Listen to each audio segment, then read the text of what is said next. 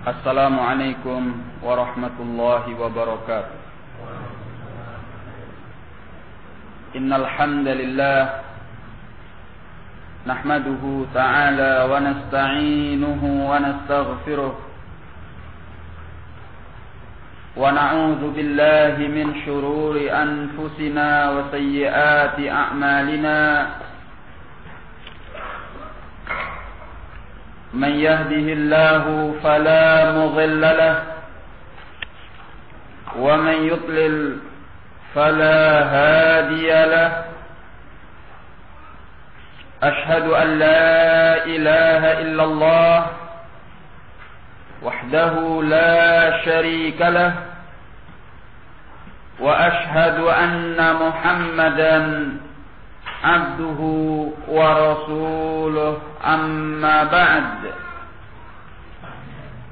فيقول ربنا تبارك وتعالى يا أيها الذين آمنوا اتقوا الله حق تقاته ولا تموتن إلا وأنتم مسلمون.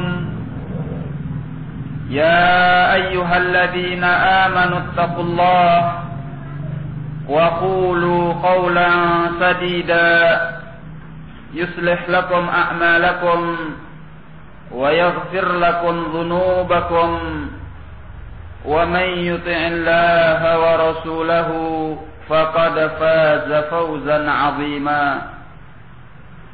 يقول نبينا عليه الصلاة والسلام فإن أصدق الحديث كتاب الله وخير الهدي هدي محمد صلى الله عليه وعلى آله وسلم وشر الأمور محدثاتها فإن كل محدثة بدعة وكل بدعة ضلالة وكل ضلالة في النار. معاشر الإخوان rahimani wa rahimakumullah. Pertama-tama kita memanjatkan segala puji dan syukur kehadirat Allah Subhanahu wa ta'ala yang telah memberikan kepada kita segala nikmatnya. Kemudian semoga salawat dan salam tercurahkan kepada Nabi kita Muhammad sallallahu alaihi wasallam, kepada keluarganya, sahabatnya, dan orang-orang yang mengikuti mereka sampai hari kemudian nanti. Pada pertemuan sore hari ini, sebagaimana biasanya, kita kembali melanjutkan pelajaran kitab Tauhid, yang mana kita akan memasuki judul bab yang baru,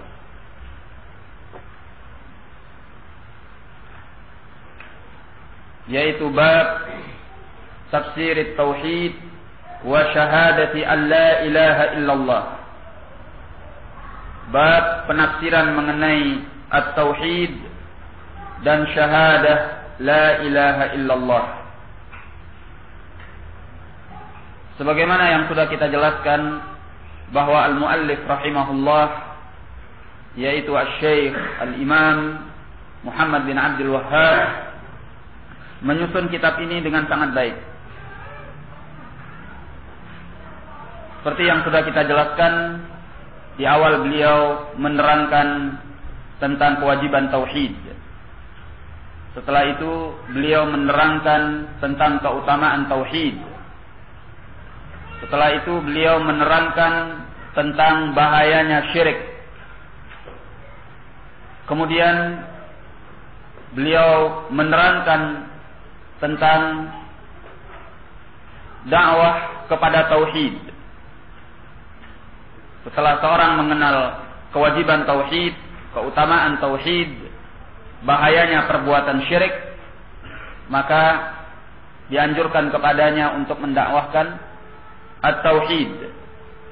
Setelah itu beliau menerangkan tentang apa itu at-tauhid. Ya. Karena dari pembahasan-pembahasan yang sebelumnya, tentu orang yang mendengar kewajiban tauhid, keutamaan tauhid, kemudian bahayanya syirik, anjuran untuk mendakwahkan tauhid, tentunya ingin mengetahui ma huwa tauhid. Apa yang dimaksud dengan tauhid ini? Maka dalam bab berikutnya beliau menjelaskan babu tafsir tauhid wa syahadati an la ilaha illallah. Bab mengenai penafsiran tauhid dan syahadah la ilaha illallah. Walaupun pada bab-bab yang sebelumnya beliau sudah menjelaskan apa itu tauhid dengan ayat-ayat yang telah beliau sebutkan. Di antaranya seperti firman Allah tabaraka wa taala, wa qadha rabbuka alla ta'budu illa iyyah. Dan Rabbmu telah menetapkan bahwa janganlah kalian mengibadahi kecuali hanya kepadanya. Itulah tauhid. Ya. Tapi dalam bab ini beliau akan lebih menjelaskan, lebih menerangkan bahwa tauhid itu adalah mengesahkan Allah dalam peribadatan dan tidak menyekutukannya dengan segala apapun juga. Apakah itu dalam bentuk orang-orang yang saleh atau para nabi atau apapun juga. Nah, maka beliau mengatakan wa qaulullahi ta'ala, mengenai firman Allah ta'ala, ulaika alladzina yad'un yabtaghuna ila rabbihimul wasilah ayyuhum aqrab. Mereka itulah orang-orang yang mereka memanjatkan doa kepadanya. Yabtaghuna ila rabbihimul wasilah. Mereka mencari sarana perantara kepada Rabb mereka. Ayyuhum aqrab. Siapa di antara mereka yang paling dekat, yakni kepada Allah. Ayat ini adalah ayat yang ke-57 dari surah Al-Isra. Dalam ayat ini semakin jelas apa itu penafsiran at-tauhid. Karena dalam ayat ini Allah menjelaskan ulaikal ladzina yad'un yabtaghuna ila rabbihimul wasilah ayyuhum aqrab. Mereka itu yang mereka memanjatkan doa kepadanya. Artinya orang-orang yang dipanjatkan doa kepadanya oleh kaum musyrikin. Bagaimana mereka? Yabtaghuna ila rabbihimul wasilah. Mereka mencari pendekatan diri kepada Rabb mereka. Ya. Orang-orang yang mereka ibadahi, yang mereka panjatkan doa kepadanya dari kalangan al-malaikah, atau dari kalangan al-anbiya, atau dari kalangan as-salihin, atau dari kalangan jin yang mereka ibadahi dari selain Allah, yabtaghuna ila rabbihimul wasilah. Justru mereka mencari pendekatan diri kepada Rabb mereka. Ya. Ayyuhum aqrab, siapa di antara mereka yang paling dekat. Sampai disebutkan di dalam tafsirnya mengenai ayat ini, bahwa ayat ini turun mengenai sekumpulan jin yang dahulunya para jin ini disembah oleh kaum musyrikun. Kemudian para jin ini masuk ke dalam Islam dan mengibadahi Allah. Tetapi orang-orang musyrik itu tetap saja mengibadahi para jin tersebut. Makanya Allah nyatakan orang-orang yang mereka dipanjatkan kepadanya doa, justru mereka mencari pendekatan diri kepada Allah. Artinya para jin itu sendiri sudah masuk ke dalam Islam. Mereka sendiri telah mengibadahi Allah. Tetapi orang-orang musyrik tetap saja mengibadahi yang selain Allah. Yaitu mengibadahi para jin yang justru telah masuk ke dalam Islam dan hanya mengibadahi Allah. Baik. Qala wa qawluh. Demikian pula firman-Nya. Wa idh qala Ibrahim li abihi wa qaumihi innani bara'un mimma ta'budun illa alladhi fatarani. Dan ingatlah ketika Ibrahim berkata kepada bapaknya dan juga kaumnya, innani bara'un mimma ta'budun, sesungguhnya aku berlepas diri dari apa-apa yang kalian ibadahi, illa alladhi fatarani, kecuali zat yang telah menciptakan aku. Az-Zukhruf ayat ke-26 sampai ke-27. Di sini juga menjelaskan tentang penafsiran tauhid, yaitu ucapan Ibrahim, innani bara'un mimma ta'budun. Ya. Sesungguhnya aku berlepas diri dari segala apa yang kalian ibadahi. Nah, dan sebagaimana yang disebutkan di dalam ayat bahwa Bapak Ibrahim alaihissalam yang bernama Azar adalah seorang pemahat patung berhala, ya, yang disembah-sembah oleh kaumnya. Dan Nabi Ibrahim alaihissalam berlepas diri daripada perbuatan bapaknya dan kaumnya yang menyembah berhala-berhala itu, menunjukkan bahwa at-tauhid adalah berlepas diri dari segala apa yang disembah dari selain Allah. Kalau ayat pertama menunjukkan berlepas diri dari yang disekutukan dengan Allah, apakah itu orang saleh, apakah itu al-malaikah, apakah itu para anbiya, ataupun yang selain mereka.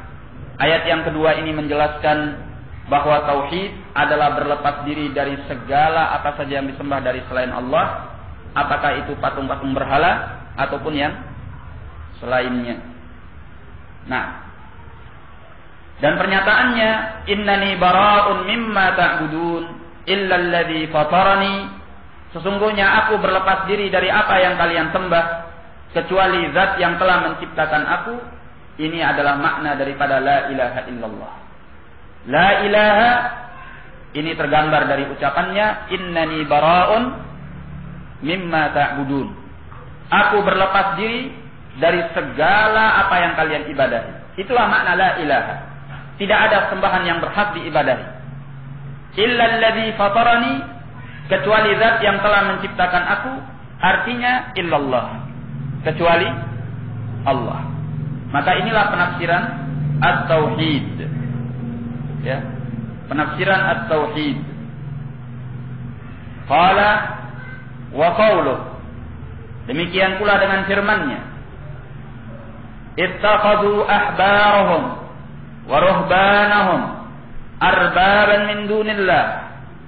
Mereka menjadikan para ahbar mereka, para ahli ibadah mereka, atau ahbar ini lebih tepatnya adalah alim ulama mereka. Nah, mereka menjadikan alim ulama mereka, waruhbanahum, dan para ahli ibadah mereka, para pendeta mereka.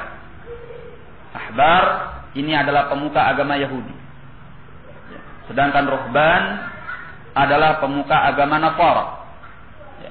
Ahbar dikenal dengan keilmuannya, namun mereka adalah orang-orang yang tidak mengamalkan ilmunya. Bahkan mereka menyembunyikan sebagian apa yang diajarkan oleh Allah Tabaraka wa Ta'ala, dan juga mereka merubah-rubahnya sesuai dengan kehendak hawa nafsu mereka. Ini al-ahbar. Sedangkan ar-ruhban ini adalah ahli ibadah dari kalangan an-Nasara, yang dikenal dengan ibadahnya tetapi melampaui batas karena tidak didirikan di atas ilmu, sampai-sampai mereka menyekutukan dengan Allah Tabaraka wa Ta'ala sesuatu yang lainnya. Mereka menjadikan alim ulama mereka dan ahli ibadah mereka arbaban min dunillah, rab-rab dari selain Allah. Ini dalam surah At-Taubah ayat yang ke-31. Ayat ini juga menafsirkan tentang makna at-tauhid. Karena ayat ini menegur syirkut ta'ah yang ada di kalangan al-Yahud wan Nasara. Di mana al-Yahud wan Nasara mereka menjadikan pemuka-pemuka agama mereka sebagai orang-orang yang menetapkan syariah. Kalau pemuka agamanya mengatakan ini halal, mereka akan menghalalkannya, walaupun Allah mengharamkannya. Kalau pemuka agama mereka menyatakan ini haram, maka mereka akan mengharamkannya, walaupun Allah menghalalkannya. Ini disebut dengan syirku at-ta'ah. Di dalam at-tauhid, tidak boleh ada pensyirikan di dalam perkara at-ta'ah. Ya. Segala ketaatan itu adalah milik Allah tabaraka wa ta'ala. Dan hanya diserahkan kepada Allah. Yang berhak mensyariatkan adalah Allah. Yang halal adalah apa yang dihalalkan oleh Allah. Yang haram adalah apa yang diharamkan oleh Allah. Nah, ini yang diajarkan di dalam at-tauhid. Makanya di dalam Islam, di dalam ajaran tauhid, tidak boleh ketaatan itu bertentangan dengan ketaatan kepada Allah tabaraka wa ta'ala. Makanya diajarkan oleh Nabi sallallahu alaihi wa ala alihi wasallam, innamat ta'atu fil ma'ruf. Ya. Hanya saja yang namanya ketaatan itu dalam perbuatan baik. Dalam perkara yang tidak melanggar syariat Allah. Yang sesuai dengan apa yang diajarkan oleh Allah dan Rasul-Nya. Beliau juga menyatakan la ta'ata li makhluqin fi ma'siyatil khaliq. Tidak ada ketaatan kepada makhluk di dalam bermaksiat kepada al-khaliq, kepada al-khaliq. Sehingga ikhwan fiddin rahimani wa rahimakumullah, bagi kalangan al-muwahhidin, maka ketaatan mereka murni hanya untuk Allah tabaraka wa taala. Jikalau seandainya mereka mentaati yang selain Allah, itu dalam rangka mentaati Allah. Mentaati Rasulullah sallallahu alaihi wasallam, itu juga dalam rangka mentaati Allah. Allah menyatakan di dalam Al-Qur'an, "Wa man yuti'ir rasul faqad ata'a Allah." Barang siapa yang mentaati ar-rasul, maka berarti dia telah mentaati Allah. Mentaati penguasa juga dalam rangka mentaati Allah. Ya. Karena Allah menyatakan di dalam Al-Quran, ya ayyuhalladzina amanu ati'ullaha wa ati'ur rasul mada wa ulil amri minkum. Ya. Wahai orang-orang yang beriman, taatlah kepada Allah, taatlah kepada Rasulnya, dan para penguasa di antara kalian. Ya. Taat kepada orang tua juga dalam rangka taat kepada Allah. Allah menyatakan di dalam Al-Quran, wabil walidaini ihsana. Dan terhadap kedua orang tua maka berbuat baiklah. Dan di antara berbuat baik kepada orang tua adalah mentaati orang tua itu. Apabila bertentangan dengan taat kepada Allah, la ta'ata li makhluqin fi ma'siyatil khaliq. Tidak ada ketaatan bagi makhluk di dalam bermaksiat kepada al-khaliq. Oleh karena itu, yang harus kita jaga di dalam kita beragama kepada Allah adalah di mana kita jangan mengikuti kebiasaan al-Yahud wan Nasara. Ya. Bagi orang-orang yang muwahhid, ketaatan itu milik Allah. Agama itu adalah milik Allah dan bukan milik para pemuka agama. Ya. Makanya beberapa kali saya tegaskan bahwa pemuka agama itu bukan agama. Ya. Yang dikatakannya harus sesuai dengan apa yang diajarkan oleh Allah dan Rasulnya sallallahu alaihi wasallam. Ya. Sehingga tercabang daripada permasalahan ini, permasalahan at-tauhid, di mana seorang tidak boleh fanatik kepada orang lain, kepada siapapun dia. Di mana seorang tidak boleh taklid kepada orang lain, kepada siapapun dia, kecuali hanya kepada Allah dan Rasulnya sallallahu alaihi wa ala alihi wasallam. Kullu ahadin yu'khadhu min qawlihi wa yurad. Setiap orang bisa diambil ucapannya, bisa dibuang. Illa sahib hadzal qabr, kecuali pemilik kuburan ini, yaitu An-Nabi sallallahu alaihi wa ala alihi wasallam. Ya.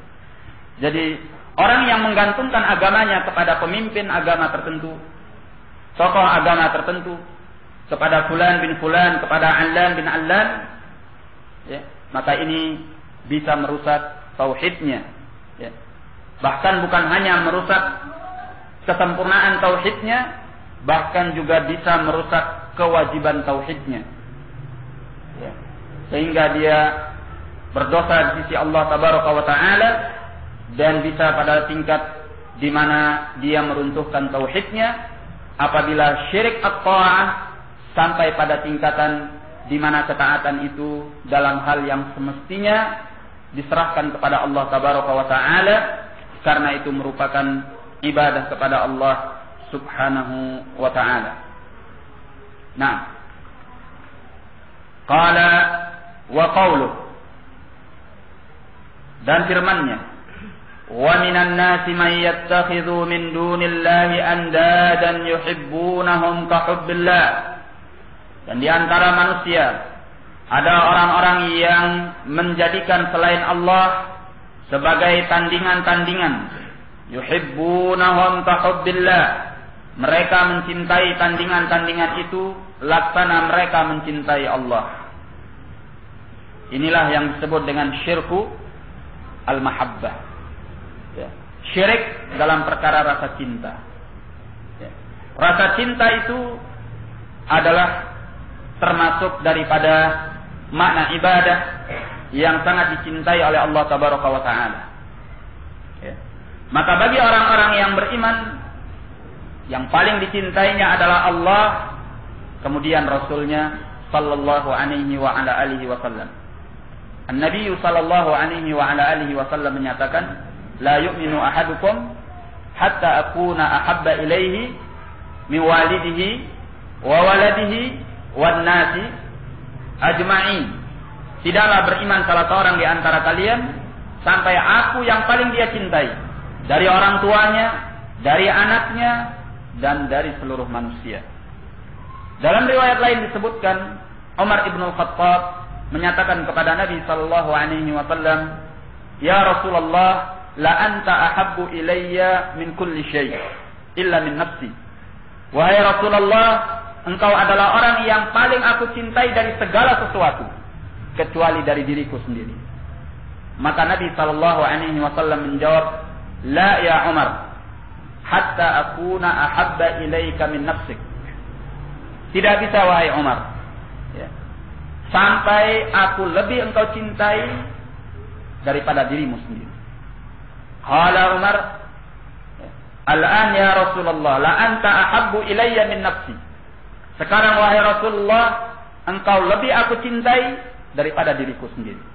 Maka Nabi sallallahu alaihi wasallam menjawab, "Al-an ya Umar." Ya. Sekarang saatnya wahai Umar. Hadis riwayat Al-Bukhari. Nah, di dalam penafsiran ayat ini Syekhul Islam bin Taimiyah rahimahullah menyebutkan dua penafsiran.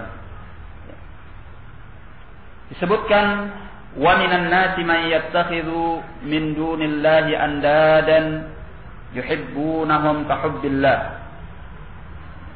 Di antara manusia ada orang-orang yang menjadikan tandingan-tandingan dari selain Allah, yuhibbunahum ka hubbillah, yang mereka mencintai tandingan-tandingan itu laksana mencintai Allah. Menurut sebagian ahli tafsir, bahwasanya pernyataan yuhibbunahum ka hubbillah, mereka mencintai tandingan-tandingan itu laksana mencintai Allah, maksudnya bahwa mereka mencintai tandingan-tandingan itu seperti mereka mencintai Allah Tabaraka wa Ta'ala. Ya. Berarti mereka mempersekutukan apa? Al-mahabbah. Ya. Mereka mencintai tandingan-tandingan selain Allah itu laksana mereka mencintai Allah. Bagaimana mereka mencintai Allah, maka begitu pula mereka mencintai tandingan-tandingan tersebut. Ada syirkul mahabbah. Ya. Penafsiran yang kedua, yuhibbunahum ka hubbillah, mereka mencintai tandingan-tandingan itu laksana mereka mencintai Allah, laksana mencintai Allah, maksudnya bahwa mereka mencintai tandingan-tandingan itu seperti orang-orang yang beriman mencintai Allah. Ya. Kalau orang-orang yang beriman mencintai Allah dalam bentuk kecintaan yang ibadah, maka demikian pula mereka mencintai tandingan-tandingan itu seperti orang-orang yang beriman mencintai Allah Tabaraka wa Ta'ala, dengan cinta yang bermakna ibadah, yang mengandung ketundukan, kerendahan, dan pengagungan kepada yang dicintai. Nah, ini dua penafsiran mengenai firman Allah Tabaraka wa Ta'ala, yuhibbunahum kahubbillah. Namun yang paling dekat adalah penafsiran yang pertama, sebagaimana yang dikatakan oleh Syekhul Islam bin Taimiyah rahimahullah, karena dengan penafsiran yang pertama ini terkandung makna syirik al-mahabbah. Ya. Sebab mereka mencintai tandingan-tandingan itu laksana mereka mencintai Allah. Berarti kecintaannya terbagi dua. Ya. Mereka mencintai tandingan yang disekutukan dengan Allah, juga mencintai Allah. Inilah syirik. Baik. Maka ini lebih dekat insyaallah di dalam penafsiran ayat ini. Nah, ikhwani fid din rahimani wa rahimakumullah. Jadi di dalam at-tauhid tidak boleh ada rasa cinta kepada yang selain Allah Tabaraka wa Ta'ala. Rasa cinta yang bagaimana? Rasa cinta yang merupakan ibadah, yaitu rasa cinta yang disertai dengan al-khudu' wal-dhul wat-ta'zim. Ya, rasa cinta yang disertai dengan perendahan diri, ya, penundukan diri dan pengagungan kepada apa yang dicintai. Nah, maka kecintaan yang seperti ini tidak boleh dipersekutukan dengan rasa cinta kepada Allah Tabaraka wa Ta'ala. Ya. Rasa cinta ini harus hanya diserahkan kepada Allah Subhanahu wa Ta'ala. Nah, rasa cinta itu dibagi empat oleh para ulama. Ya. Dibagi empat oleh para ulama. Pertama, al-mahabbah atau mahabbatul ibadah.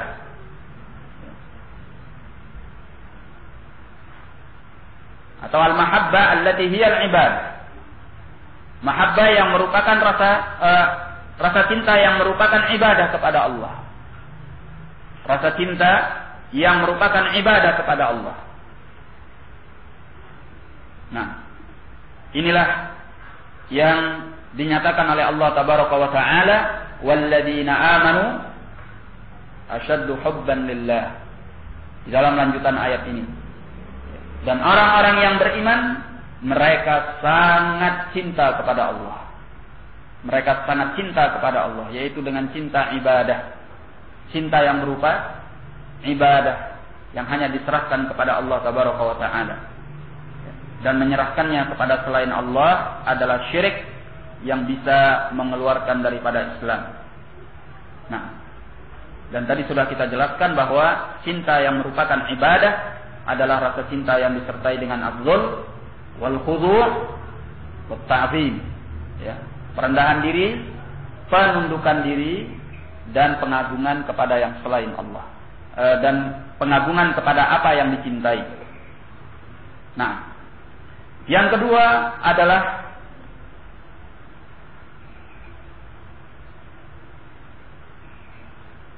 al-mahabbatu al-muharramah,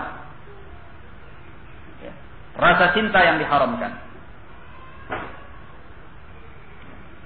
Rasa cinta yang diharamkan adalah cinta yang tidak sampai pada tingkat ibadah, tetapi dengannya seseorang melanggar apa yang diharamkan oleh Allah Tabaraka wa Ta'ala.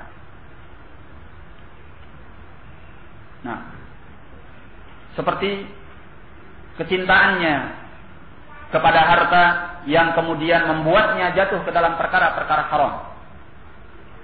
Maka kecintaan ini disebut dengan al-mahabbatul muharramah, cinta yang diharamkan.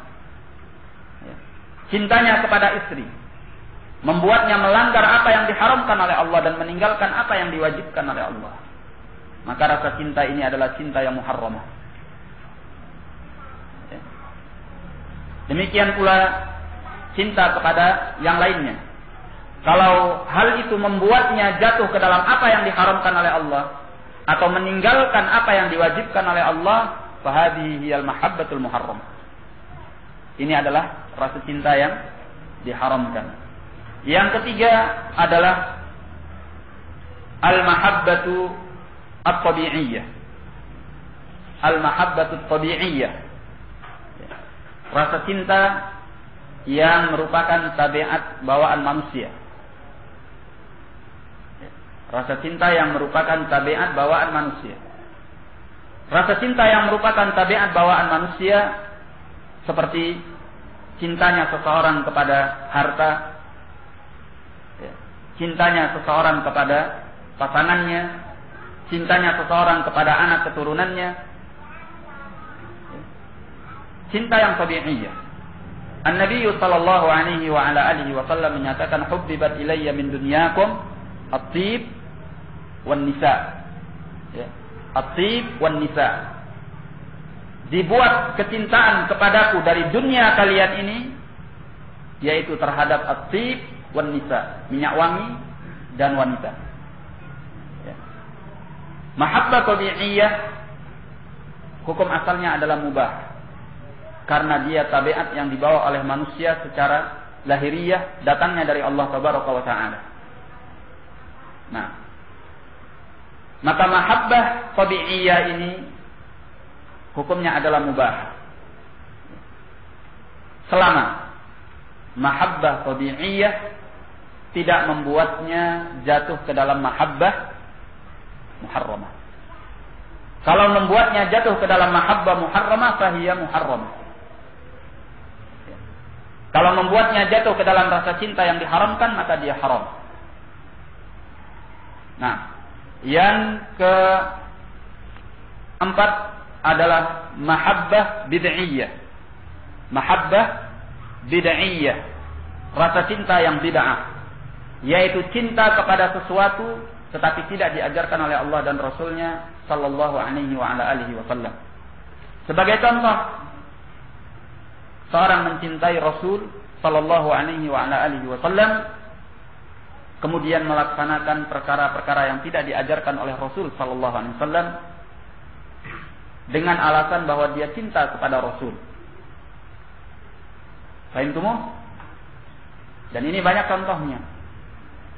Ya. Seperti dia berdoa menghadap kuburan Rasul sallallahu alaihi wasallam dengan alasan bahwa dia cinta kepada Rasul. Ya.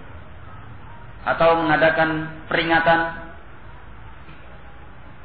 tentang beliau alaihi salatu wassalam yang tidak dicontohkan oleh Rasul sallallahu alaihi wasallam dengan alasan al-mahabbah, dengan alasan cinta kepada Rasul, maka ini adalah yang disebut dengan mahabbah bid'iyah, ya, rasa cinta yang bid'ah. Baik.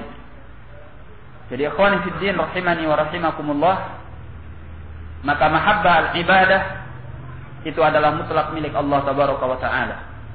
Dan barang siapa yang mencintai Allah di dunia ini, maka dia pasti dicintai oleh Allah Tabaraka wa Ta'ala, maka kemudian dia akan dicintai pula oleh Allah ketika di akhirat nanti, yang puncaknya adalah dengan melihat kepada wajah Allah Tabaraka wa Ta'ala. Ya. Masing-masing orang dari kalangan mukminin akan melihat Allah di dalam surga. Tetapi rasa lidzah melihat kepada wajah Allah Tabaraka wa Ta'ala berbeda-beda antara satu dengan yang lainnya, tergantung bagaimana dia mencintai Allah ketika di dunia ini.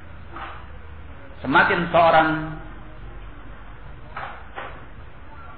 tinggi rasa cintanya kepada Allah dan masuk ke dalam lubuk sanubarinya yang paling terdalam, maka nanti di yaumil qiyamah dia akan merasakan lidzah yang jauh lebih tinggi, yang jauh lebih nikmat daripada orang yang tidak demikian tatkala melihat kepada wajah Allah Tabaraka wa Ta'ala. Nah, jadi al-mahabbah merupakan tauhid kepada Allah Tabaraka wa Ta'ala, yaitu mahabbah al-ibadah. Kita cukupkan dulu sampai di sini. Wallahu a'lam bishawab. Wabillahi taufiq wal hidayah. Assalamualaikum warahmatullahi wabarakatuh.